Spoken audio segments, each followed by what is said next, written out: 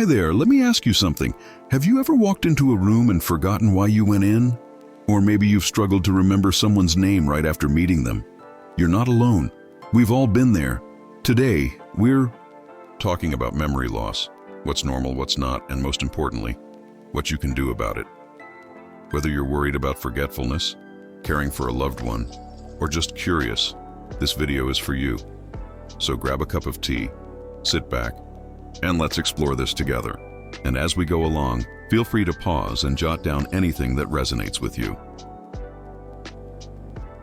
Normal vs. serious memory loss. First, let's clear something up.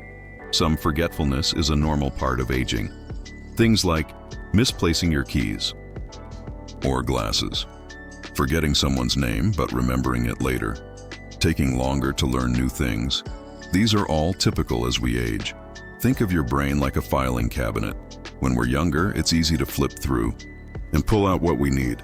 As we age, it still works, but the drawers might stick a bit. It takes a little longer to find what we're looking for.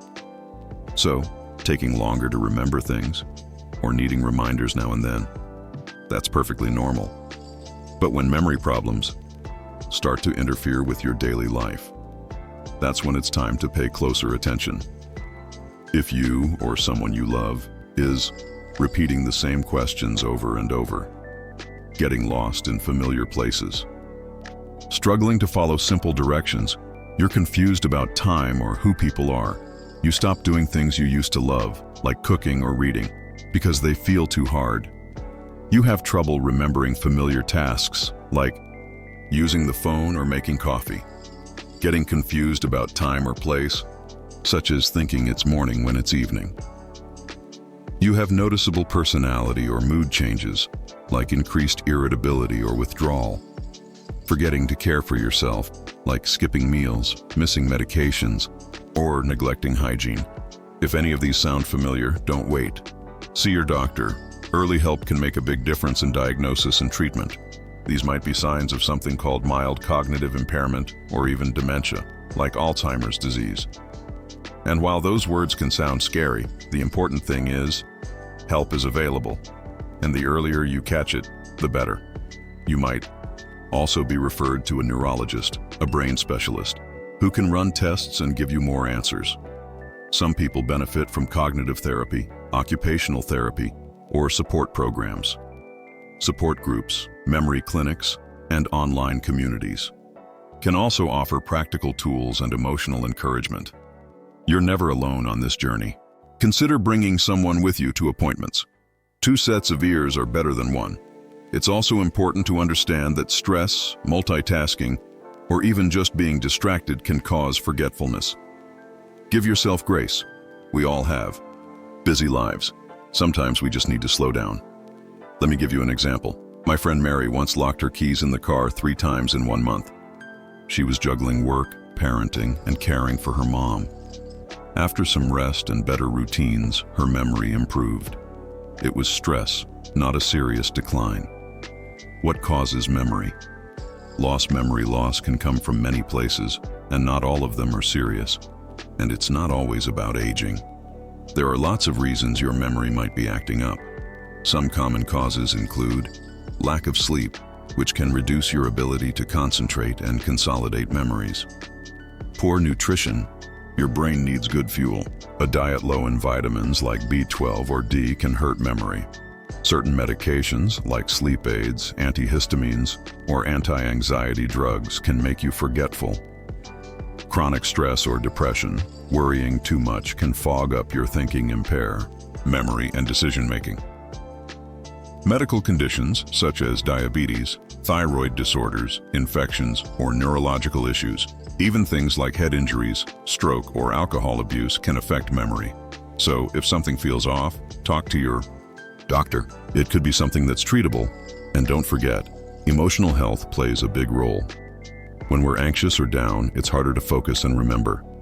Taking care of your mental well-being is key to supporting your brain. If you're watching and thinking, that sounds like me, write it down. Bring it to your next checkup. Sometimes, memory problems are temporary, and fixing the cause can bring your memory back.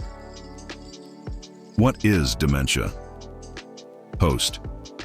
You might be wondering, what? About dementia. Dementia isn't just forgetfulness.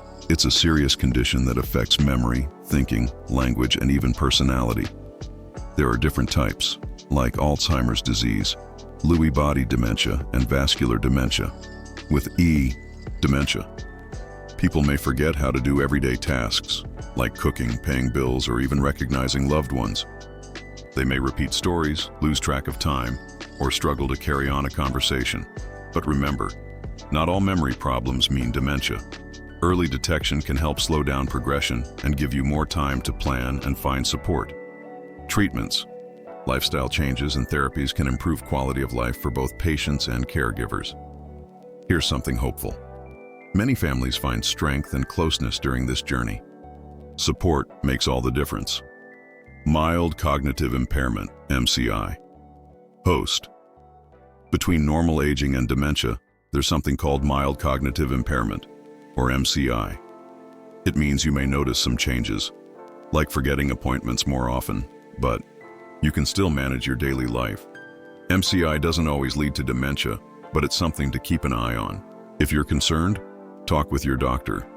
They can do assessments and help monitor your cognitive health. And remember, keeping your brain active and healthy might help slow or even improve symptoms. Many people with MCI continue to live independently and stay engaged in their communities. One tip: keeping a daily journal can help track memory patterns and keep your mind engaged.